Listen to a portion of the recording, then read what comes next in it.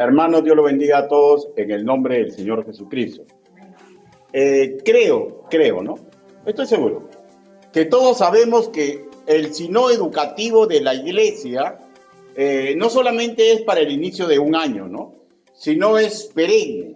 Implica intentar educar a los seres humanos para que mediante el conocimiento de la palabra del Señor sepan la forma sabia que le es conveniente vivir de la misma manera que vivió el Señor Jesucristo mientras estuvo en este mundo. Y agreguemos, no solamente el ejemplo del Señor Jesucristo, sino varones y mujeres cuya vida están relatadas en las Escrituras que tuvieron un mismo terminaron sometiéndose al Altísimo. El título de la entrega del día de hoy es el siguiente: los planes del necio versus los planes de Dios. Y está en base a Salmos 4, que bien podríamos llamarlo la oración nocturna del guerrero. No sabemos, hermanos míos, la ocasión que rememora el Salmo 4, pero lo que sí sabemos es que es una oración en la cual el salmista le pide al Señor fuerzas para poder poner en obra en su vida los planes de Dios. Vayamos a la lectura de Salmos capítulo 4. Salmos capítulo 4.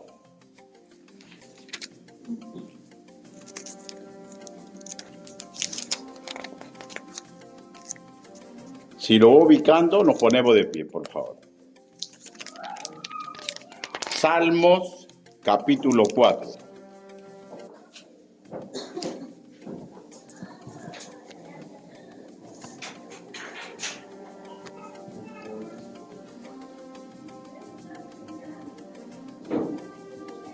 Salmos capítulo 4, versículo 1. La palabra del Señor dice así: respóndeme cuando clamo, oh Dios de mi justicia.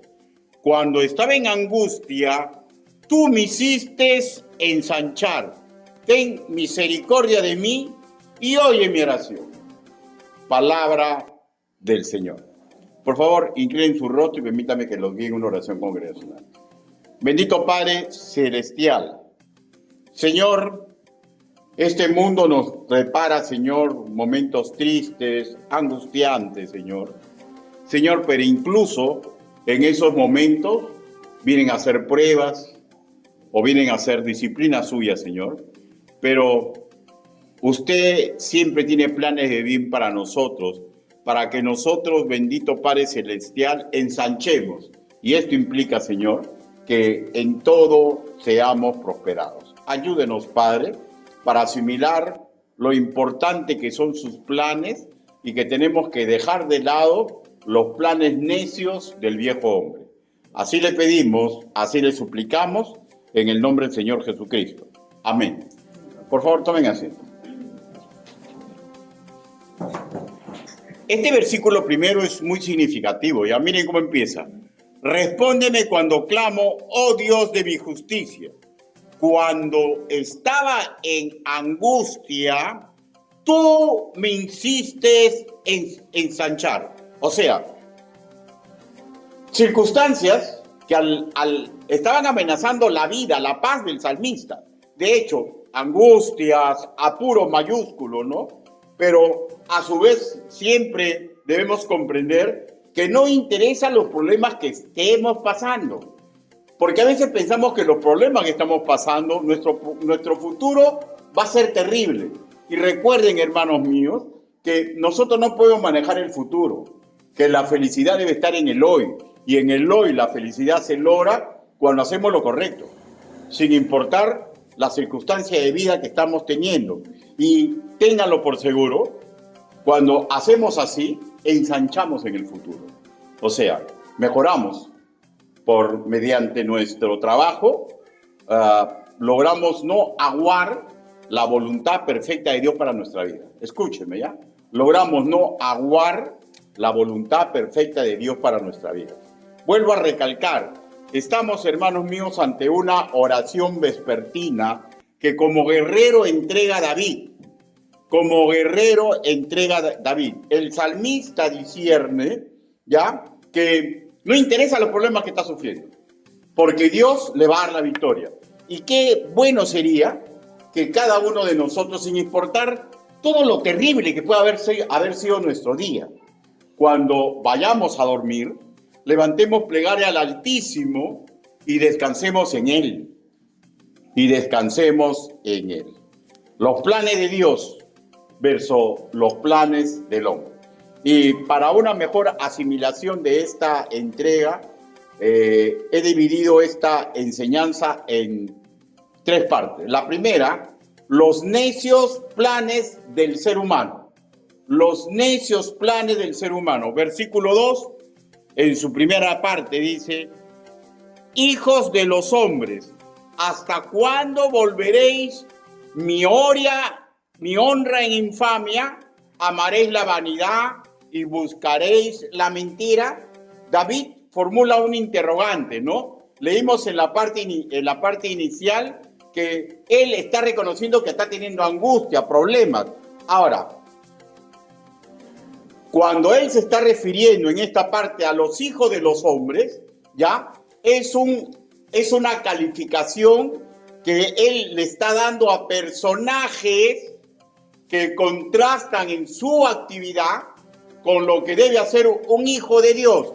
O sea, de hecho que está hablando de planes de hombres, de seres humanos que están alejados del Hacedor. Y justamente por ello, ellos intentan pervertir el testimonio de David, oponérsele a David, desgraciar la vida de David, ya, con ejecución de maldades. Nos dice que las mentiras, difamaciones, calumnias, era el modus operandi habitual de estos personajes. En la segunda parte del verso, versículo 2, en su segunda parte dice: amaréis la vanidad y buscaréis la mentira. O sea, los está confrontando, porque está diciendo que esta es la forma en que ellos operan para oponérsele a David. Usa 2 adjetivos calificativos que justamente son la característica de comportamiento de cualquier persona que no tiene en cuenta las enseñanzas escriturales. Las escrituras los llaman necios. En criollo, una persona, escúcheme, que le interesa un pepino agradar a Dios. ¿Ya? ¿Claro? Que le interesa un pepino agradar a Dios. No le interesa agradar a Dios. Lo que interesa es seguir con sus planes. ¿Ya? Ahora, de hecho, hermanos míos, si uno no quiere agradar a Dios, es claro, ¿no? Se está agradando él o ella misma. ¿Ya? Y si es claro que se está agradando él o ella mismo, escúcheme, por favor, simplemente está agradando al demonio. Simplemente está agradando al demonio. Porque la persona que se agrada a sí mismo y le interesa un pepino los parámetros bíblicos, tarde o temprano termina siendo juguete del enemigo de Dios. Tarde o temprano. No interesa cuánto un ser humano con sus acciones demuestre, ¿ya?, que está combatiendo a su creador. No interesa ni siquiera su nivel de perversión. ¿Desde qué punto de vista? Porque Dios a todos los está buscando. Porque Dios quiere salvar a toda la raza humana. Y si es salvo, Dios quiere que regrese al camino agradable de su Señor.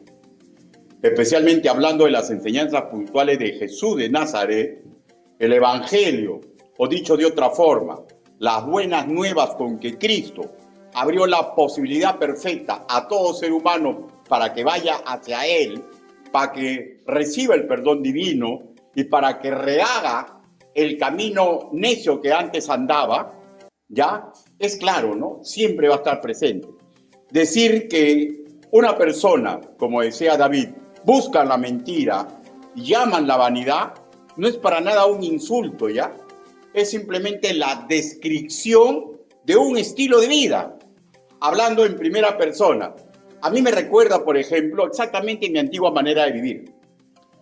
Diré que si algún nacido de nuevo aún tiene mucho de este comportamiento, simplemente no está permitiendo que las enseñanzas de Jesús el Cristo orienten el velero de su vida y debería autoanalizarse y buscar ayuda. Pero para nada desdeñemos una verdad que no podemos borrar. Escúcheme, por favor. Usted y el predicador podemos ser muy hijos de Dios, pero ninguno ha llegado a la perfección. La mentira la tenemos pegada en el alma, la vanidad también. ¿Y saben cuál tipo de mentira con bastante facilidad vertemos? ¿Ya? Aquella que consideramos que es menos dañino que decir la verdad. Es menos dañino que decir la verdad. Las famosas mentiras piadosas, ¿no? Las famosas mentiras para causar menos efecto en la persona que decimos que queremos cuidar. Pero mentir es mentira. Pero la característica de las personas que están completamente alejadas de Dios es que usan estas cosas y hacen daño a los demás. Pero no podemos desconocer la verdad, pues, ¿no? Y vuelvo a repetir, tenemos muy pegado en el alma de ser mentiras. Tenemos muy pegado en el alma ser vanidosos. Con respecto a nuestro amor, debe estar direccionado completamente a nuestro Señor y Salvador, porque Él así lo demanda. Y cuando nosotros, hermanos míos, nos enamoramos de Cristo, comenzamos a desear hacer las formas que a nuestro amo le agrada. Busque Mateo capítulo 22, sin perder, por favor, Salmos capítulo 4. El Evangelio según nuestro hermano Mateo. Mateo capítulo 22. Versículo 37.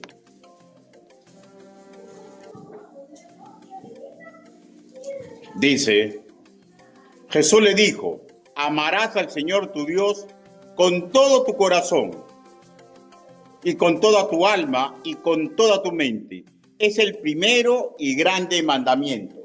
Hermanos, amar correctamente a Dios nos capacita para amarnos nosotros mismos y a las personas que nos rodean. El versículo 39 dice así, dice, y el segundo es semejante al primero, amarás a tu prójimo como a ti mismo. Y el cumplimiento de amar a Dios sobre todas las cosas nos ayuda magistralmente para amar a nuestro prójimo como a nosotros nos gustaría ser amados. Pregunto, y hágase una pregunta usted mismo. ¿Le gustaría a usted que la persona que usted ama la llene de mentiras? ¿O lo llene de mentiras? No, ¿no es cierto? Pues es el mismo del otro lado. Y solamente podemos lograr vencer nuestra naturaleza pecaminosa cuando amamos correctamente a Dios. Muchas veces me preguntan, ¿pero por qué no tengo esa fuerza? Es simple, porque nos estamos centrando en el prójimo, en nosotros mismos, pero nos estamos olvidando que primero tenemos que amar a Dios. Y al amar a Dios nos prepara para poder seguir el modelo de vida que siguió el Señor Jesucristo, que le sirvió magistralmente a toda la raza humana. En contrario, y esos son los planes de Dios, ¿no? Que quiere que cale en nuestra vida, que imitemos al Señor Jesucristo, que nos alegremos de Él y al enamorarnos de Él podamos mejorar en nuestra relación con nuestros demás. Los planes de un necio, por lo contrario, siempre están direccionados a la vanidad de la mente. A mí me parece que así deben ser las cosas. A mí me parece que así son las cosas, ¿no? O se hace como yo quiero o tendrás problemas conmigo. O sin mí las cosas no funcionan. Y esto desnuda el ego, hermanos míos. El ego que deberíamos aprender a combatir. Nosotros Somos seres que fácilmente nos vamos a la mentira, fácilmente nos vamos a la vanidad, fácilmente nos vamos al legalismo. Y muchas veces por todas estas cosas procedemos sin un gramo de amor genuino y sin una misericordia correcta. Ideas vanas que conducen al ser humano a aguas agitadas, en contra suya, en contra de cualquiera que ose oponérsele. Y paradójicamente, incluso aquellos que decimos que amamos. Y justamente el Señor Jesucristo, mediante su accionar en este mundo, nos enseña la forma correcta de amar. Los planes del necio se cimentan en lo que él cree o ella cree que tienen que ser las cosas. Y ahí empieza el gran problema. Cuando buscamos la mentira, hermanos míos, es un uso de la verdad como un estilo, un uso incorrecto, ¿ya? Es todo un estilo de vida que hace daño a los demás. O sea, cuando nos conviene, exponemos la verdad. Y cuando nos conviene, exponemos sin parpadear la mentira. Y esto es una forma de ser de un creyente que debe ser sacada de su vida. Porque definitivamente, de los que están viviendo en vanidad y de los que están viviendo en mentiras, de que David está hablando, es porque les quieren hacer daño a David. De hecho, que no son creyentes. Pero un creyente que vive de la mentira, un creyente que vive de la vanidad de su mente, así deben hacer las cosas, hermano, no desea hacer daño, pero termina haciendo daño. Porque nadie puede pensar que una relación sana puede ser en base de la mentira y puede ser en base de la vanidad de un hombre o de una mujer que cree que como hace él o ella las cosas, pese a que la Biblia le dice que es incorrecta, está bien. Y lo único que vamos a lograr es desgraciar a las personas que debemos de cuidar. Los planes del necio no sirven ni para que él mismo se cuide, y mucho menos, pues, para cuidar al cónyuge, a los hijos, a la sociedad, y ni hablar. Imposible que así pueda cuidar a su propia iglesia local. David, con respecto de estos tipos, decía: hijo de hombres, ¿hasta cuándo volveréis mi honra en infamia? ¿Amaréis la vanidad y buscaréis la mentira? ¿Ya? De hecho, vuelvo a repetir, estos hombres adrede querían hacerle daño, pero un creyente cuando cae en este vacío de comportamiento no quiere hacer daño. Pero vuelvo a repetir, no es una forma correcta de amar, no es una forma correcta de relacionarse con los hermanos en Cristo, no es una forma correcta de relacionarse con nadie.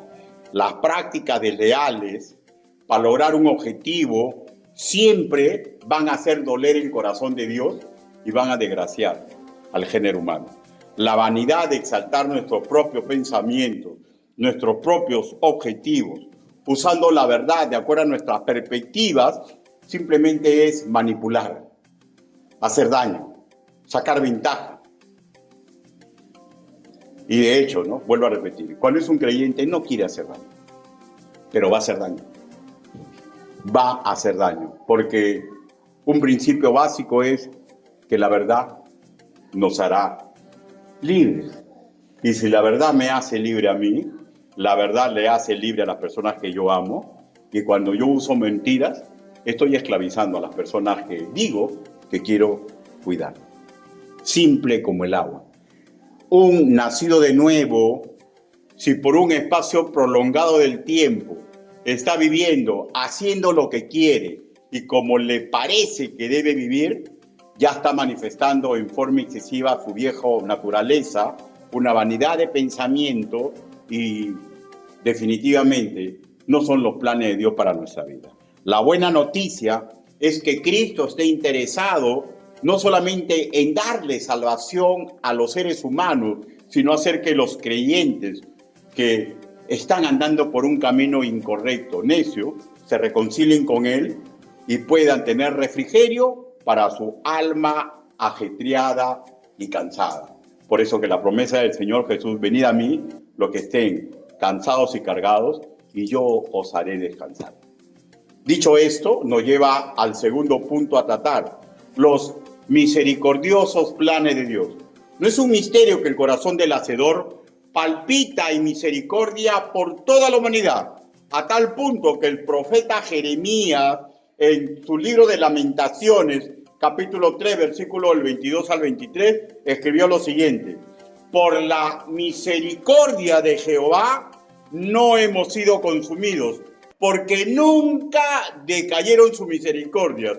Nuevas son cada mañana, grande es tu fidelidad. Esa misericordia que manifestó con un Israel pecador sigue activa para toda la humanidad, sigue activa en el despertar de cada persona para que pueda tener la oportunidad en ese despertar de correr a refugiarse con Cristo, rindiéndole su corazón. Y esto, hermanos míos, es lo mejor que podríamos hacer. Ejemplo digno de resaltar es la inmensa misericordia que expresó el Señor Jesús al final de su crucifixión. Dijo: Padre, perdónalos porque no saben lo que hacen. Y se refirió a judíos y romanos que estaban haciendo no con los planes de Dios, sino con los planes del hombre, y estaban haciéndole daño al ser que dio su vida por ellos mismos.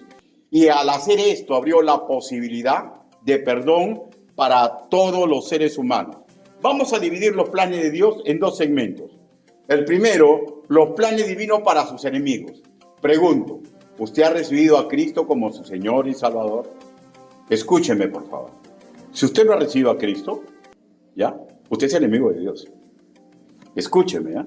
Si usted no ha recibido a Cristo, usted aún es enemigo de Dios. Versículo 4. Capítulo 4, versículo 4, en su primera parte. Dice: temblad y no pequéis. Temblad y no pequéis. Esto, hermanos míos, es un llamado al arrepentimiento. Enérgicamente le está pidiendo que se rindan. ¿Ya? No hay ninguna concesión. Imperativamente les está diciendo a esos que le están haciendo daño a mí: dejen de pecar. Dejen de pecar. O sea, es un llamado al arrepentimiento. Es una advertencia fuerte que debería activar el instinto de supervivencia de quien lee o escucha el mensaje de Dios. Porque escúcheme, no existe hombre ni mujer, por más preparado y poderoso que sea, que puede vencer a Dios. Y lo triste va a ser para aquellos que aún no han recibido a Cristo como su Señor y Salvador, que nadie sabe el día de su muerte, y un segundo después que se paren sus funciones fisiológicas, va a ser usted despertado simplemente para ir al lago de fuego. Y no son los planes de Dios para sus enemigos, pero son los caminos que eligen aquellos que creen que pueden jugar con su vida. Hermano, la vida del ser humano es muy delicada. Las Escrituras, los creyentes, a los soldados de Cristo, que integran cualquier iglesia local, los exhorta que no tratemos a las personas que nos hacen daño como si fueran nuestros enemigos. ¿Ya? La exhortación que está en Romanos capítulo 11, versículo 19 dice: no os venguéis vosotros mismos, amados míos, sino dejar lugar a la ira de Dios, porque escrito está: mía es la venganza, yo pagaré, dice el Señor. Hermanos, las personas que nos hacen daño, ¿ya? Nosotros no estamos llamados a vengarnos. Dios es el que va a cubrir esa venganza. Pero si alguien aún no ha recibido a Cristo, tenga sumo cuidado. Porque si usted aún respira, es porque Dios le está dando esperanza de vida eterna. Pero llegado el momento, Él puede decir: corta la vida de Ricardo, se terminó. Y si Ricardo no ha recibido a Cristo, no interesa que haya venido 20 años a escuchar los cultos. No interesa que haya dado todo su dinero. No interesa que haya hecho feliz a su esposa, a su hijo. No interesa nada de eso. Si no ha recibido a Cristo, el llamado va a ser simple: vete al infierno, hacedor de maldad. pero no es algo que Dios quiere. Pero la jurisprudencia de Dios se va a cumplir. Por eso es de que a nosotros, los que ya somos sus hijos, nos dice, no se venguen ustedes mismos. Dejen lugar a mi ira. ¿Ya? Y nos dice, 2 versículos después, no sean vencidos de lo malo, sino vence con el bien el mal. Dios inspiró las Escrituras para que las personas que están peleadas con Dios y aún no son suyos, tengan oportunidad de arrepentimiento.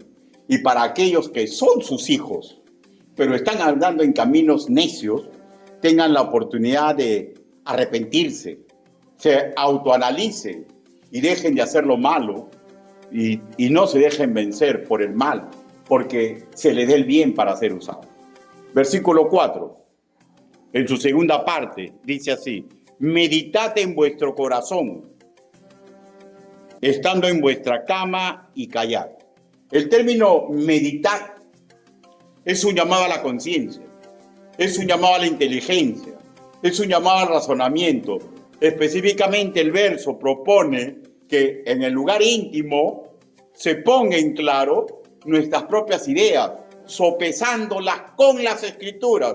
Pues si las Escrituras no avalan lo que nosotros estamos haciendo durante ese día, de hecho vamos camino a la perdición. De repente no a la perdición del alma, pero perdición a las bendiciones que Dios está dispuesto a entregarnos. Versículo 5 en su primera parte dice: ofrecer sacrificio de justicia. Es claro, hermanos míos, la consecuencia de una rendición incondicional a Dios es volver a la justicia que Dios le agrada. Y eso implica dos cosas. Primero, ya no hacer según la vanidad de nuestro parecer, nuestra forma peculiar de hacer las cosas. Y segundo, dejar de usar la verdad de acuerdo a un interés impuro y nada más, sino usar la verdad correctamente. De hecho, todo ser humano que aún no claudica ante Dios presenta las características que ya se han nombrado, ¿no? Utilizan la verdad cuando les conviene, hacen daño y no les interesa, ¿ya? Pero cuando una persona es creyente, vuelvo a repetir, también al no usar correctamente la verdad, al vivir por la vanidad de su mente, hace daño. Y Dios no desea que nosotros hagamos daño a nadie. Por eso que el llamado de arrepentimiento no solamente es para aquellos que van camino al infierno, sino para aquellos que verdaderamente son sus hijos, pero están haciendo malas cosas. Porque a todos, hermanos, nos da esa bendita oportunidad. Y en el versículo 5, en su segunda parte, dice: y confiar en Jehová. Hermanos, Dios es tan hermoso que nunca revisa el pasado. No interesa todo lo yo malo que me haya comportado. Si yo a partir de ahora me arrepiento y hago votos al Señor para usar la verdad y no vivir en la vanidad de mi mente, Dios me olvida, perdona todo y empieza un nuevo día. El confiar en Jehová, ¿ya? Es un llamado maravilloso que nos dice con exactitud que Dios no se acuerda de nuestra historia. Se acuerda del hoy para mañana. El mensaje no solo es para un creyente, es para todo ser humano que desea encontrar descanso y refrigerio para su alma. Y eso definitivamente solamente va a pasar cuando aprenda a confiar en Dios. Cualquier ser humano que intente lograr sus objetivos y metas, cimentándose en primera instancia en sus ideas, en sus planes, en sus pareceres y en una forma muy interesante de manipular la verdad, está peleado con Dios y no está confiando en su Creador. Y vuelvo a repetir, eso nos puede pasar a los creyentes. Eso nos puede pasar en los creyentes. El salmista hace ver con suma claridad que no interesa lo que muchos hagan. Lo que interesa es lo que nosotros hacemos. A veces nosotros, hermanos míos, estamos en una sociedad de consumo, en un grupo social, donde todos hacen como hacen. Y nosotros que pensamos, o en una forma nuestra vieja naturaleza, normaliza lo que hacen nosotros mal. Hermanos, si las personas se tiran de un puente, ¿nos tiraremos nosotros también del puente? Por eso, no interesa dónde estamos trabajando, estamos sirviendo. Lo que interesa es que nosotros seamos tributarios del libro del Señor. Versículo 6 dice: muchos son los que dicen, ¿quién nos mostrará el bien? Alzad sobre vosotros, oh Jehová, la luz de tu rostro. El salmista estaba convencido que los métodos y la verdad para vivir una existencia digna, logrando paz en nuestro corazón, solamente procede de Jehová. Y de hecho Dios no solo se muestra al piadoso, también se muestra a los que vagan como ovejas sin pastor. ¿Ya? ¿Por qué? Porque Dios no desea que nadie en la humanidad viva en planes necios. Y surge la siguiente interrogante: ¿por qué lo hace? Simplemente porque nos ama. Porque nos ama. Yo a veces me he puesto a pensar, ¿no? Si yo fuera Dios, yo mismo no me perdonaría. Porque cuando hago el balance de mi vida, cuando hago el balance de mis acciones, siempre me hallo, hermanos míos, en una suma que resta para mí. Y eso es lo que maravilla, que sin importar nuestra imperfección, sin importar todo lo que hemos malogrado, Dios siempre está dispuesto a perdonarnos. Y lo único que nos pide es que confiemos en Él. Nos pide que meditemos nuestro accionar y lo comparemos con lo que dice la palabra del Señor. Tenemos las Escrituras, hermanos míos, como límite para nuestras acciones. Y cuando las rebasamos, podemos, con mucha paciencia, llegar al final del día y antes de agarrar un sueño, comenzar a pensar lo que hemos hecho. Y vuelvo a repetir, si nos encontramos que estamos en déficit, elevemos una oración al Señor, a Jehová Sabaoth, el Señor de los ejércitos. ¿Saben por qué se le llama el Señor de los ejércitos? Porque Él es nuestro Señor. Él es nuestro general en jefe. Y Él desea que nosotros como sus guerreros amanezcamos con un día digno, con un día descansado, con un día en que ya le hemos pedido perdón y estamos decididos a hacer lo correcto. Hermanos míos, la palabra del Señor dice: porque de tal manera amó Dios al mundo, que ha dado a su Hijo unigénito, para que todo aquel que en Él crea no se pierda, mas tenga vida eterna. Y esto es para las personas que no conocen a Cristo. Pero con respecto de nosotros, con respecto de los que nosotros conocemos, Él nos dice: alza sobre nosotros, oh Jehová, la luz de tu rostro. Usted lo conoce a Cristo. Y si yo lo conozco a Cristo, hermano, la palabra del Señor debe alumbrar nuestro camino. Horrenda cosa es caer en las manos del Dios vivo. Horrenda cosa. Ahora, los planes divinos para sus guerreros. David sabe bien que hay necios que desean someterlo. Y David sabe que él es piadoso. El término piadoso, hermanos míos, habla de un ser humano que está siendo bendecido por la gracia divina. No es que sea invencible, ¿ya? Sino que hay un favor inmerecido del Creador que lo va a hacer vencedor. Y David está perfectamente convencido de que él contaba con la ayuda de Jehová Nisí, que es Jehová, el Señor es mi bandera. ¿Qué implica esto? Que sin importar sus fracasos, sin importar su inoperancia, sin importar su imperfección, Dios es su bandera y lo está llevando a la batalla. Y lo único que él tiene que hacer es someterse a los planes misericordiosos de Dios. David sabía que no debería buscar revancha. David sabía que debía guiarse por los preceptos enseñados a su pueblo. David sabía que la única forma de vencer era, hermanos míos, seguir los planes de Dios. Y los planes de Dios no tienen nada que ver con los planes del ser humano. El plan del ser humano, cuando formula y se olvida de la moral de Dios, hermanos, simple y llanamente lo va a llevar a la desgracia.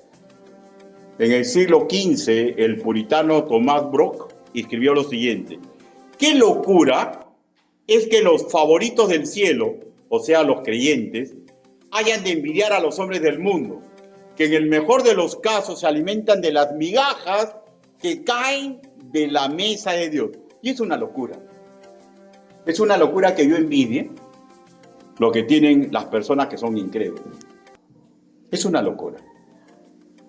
Es una locura que por envidiar o querer tener lo que ellos tienen y la forma en que ellos logran las cosas, nosotros nos olvidemos de nuestra condición de Dios. Mateo capítulo 7, versículos 26 a 27, búsquelo por favor.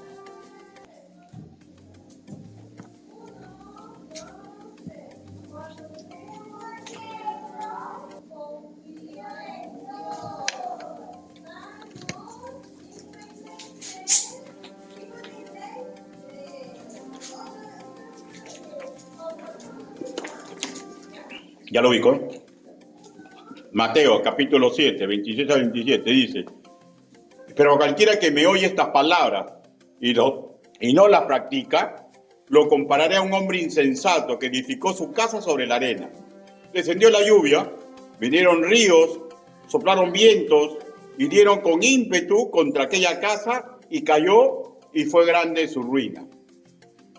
David fue, hermanos míos, en aquel entonces un ejemplo de alguien que construyó su casa en Cristo. Pero recuerden que David no siempre triunfó. Hubieron momentos en la vida de David que sus planes necios acarrearon desgracia para él, desgracia para su familia por largos años. ¿Se acuerdan, no, hermanos míos? Un ejemplo, el más claro, es cuando fornicó con Betsabé y mandó a asesinar a Urías Eteo. Pero en aquel entonces, cuando él está escribiendo el Salmo 4, él está rememorando momentos de gloria en su comportamiento. Pero no son momentos de gloria por los contratiempos que está sufriendo, porque los contratiempos están ahí en su vida. Los momentos de gloria están porque al final de su jornada, él reconoce que los modelos de Dios son mejores que lo que él está haciendo y se somete a la voluntad de Dios. Porque, hermanos míos, nosotros nos podemos equivocar mucho, pero el cristiano que vence es que el que humildemente reconoce que se ha equivocado e intenta rehacer su camino. Usted puede tener problemas con su esposa, problemas con su esposo, problemas con sus hijos, problemas con su iglesia, pero si usted reconoce los caminos perfectos de Dios, el perdón debe ser nuestra primera opción.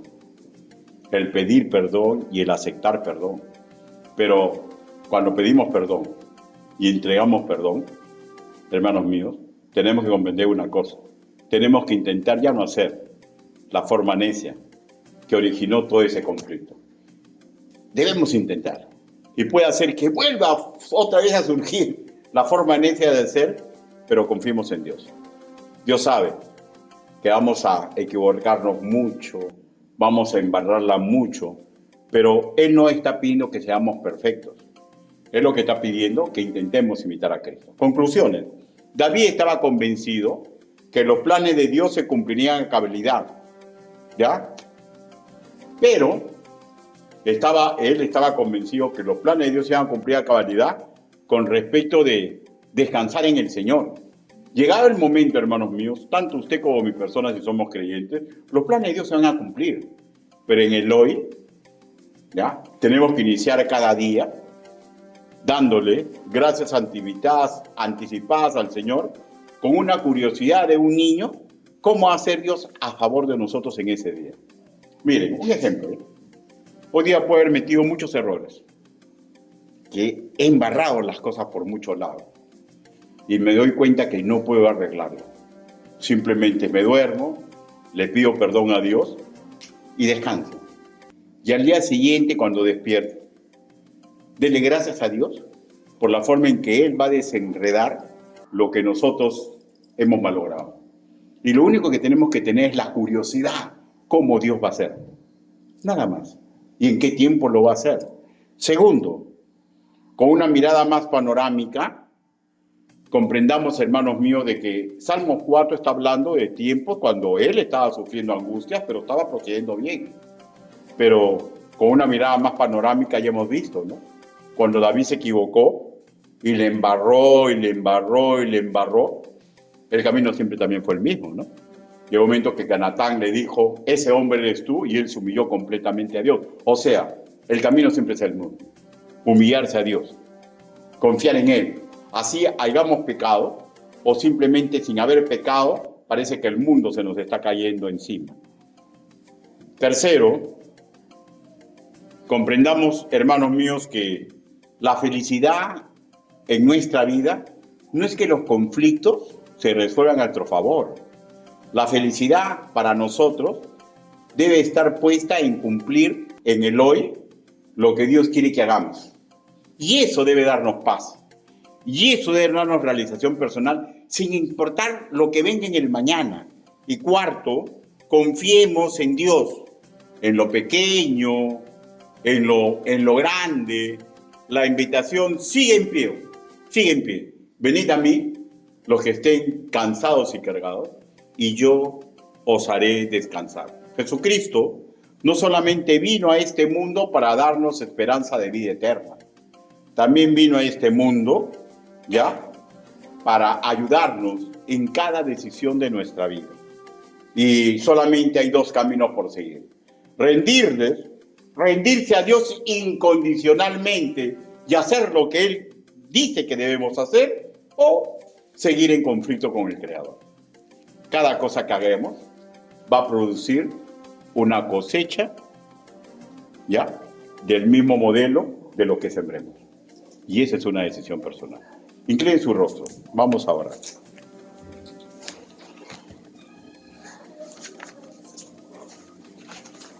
Bendito Padre Celestial, su palabra ha sido predicada. Mi Señor Santo, mi Señor bendito, mi Señor Todopoderoso, Señor, maravillosamente vemos la época en que David, Señor, procedía correctamente, Señor, y veía que sus problemas no solucionaban, pero seguía confiando en usted, Señor. Decidió hacer correctamente las cosas y tuvo paz en su corazón. Y también vemos, Señor, las épocas en que David todo lo hizo mal, pero al igual también se humilló a usted y usted le dio paz en su corazón. Ayúdenos de la misma forma a nosotros. Bendíganos, protéjanos, mi Dios Santo, en el nombre bendito, precioso y poderoso del Señor Jesucristo. Amén. Hermanos, Dios los bendiga.